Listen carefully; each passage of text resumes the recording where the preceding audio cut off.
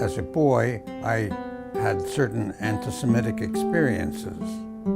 I was told in the schoolyard when I was 10 or 11 years old that I had killed Jesus Christ.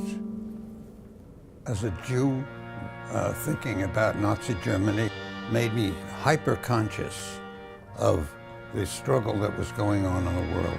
I think that as a young man I was more conscious than probably most. In common with my generation, I knew that when I reached the age of 18, I would be drafted. Mrs. Ethel Shapiro did not want her little son Raymond going off to get killed in the war. And she hoped that my flat feet would make me ineligible for the draft. But I was more than reconciled to going into the Army. I was sent to O'Reilly General Hospital in Springfield, Missouri, to become a dental technician, a 3 or 4 month course. After that, I joined the 178th General Hospital. We were assembled and sent overseas in 1944. A few months after D-Day, my unit arrived in Normandy and then were transshipped to the city of Reims. We then set up our hospital. We treated German and American patients. Now, there were 600 or 700 or 800 guys in the hospital. There were maybe 8 or 10 or 12 Jewish doctors, but among the enlisted men, not many.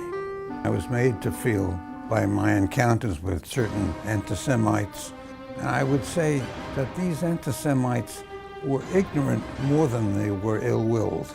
Some Americans had fallen for the Nazi line that Roosevelt was a Jew. And when Roosevelt died, all of us were in shock, and some of us were in tears, and this Corporal Paul was saying something like, "I'm glad he's died, the damn Jew bastard." And for the first time since I was a kid, I had a fist fight with him. We slugged it out in the barracks for about 10 or 15 minutes with no result, only exhaustion. The Army experience was a leveler. The war changed everything. The 82nd Airborne Division was stationed in the Reims area, and we in the dental department knew when there was going to be a jump. Army regulations dictated that you could not go into battle without a certain number of occluding teeth. When the word got out that there was going to be a jump, we would get a big increase in the number of broken dentures. They were brave, but they weren't that brave. The Germans mounted a ferocious offensive, later known as the Battle of the Bulge, but they were stopped at Bastogne. So I came from a dental laboratory to be a participant in that battle. One night, the lights went on in the barracks.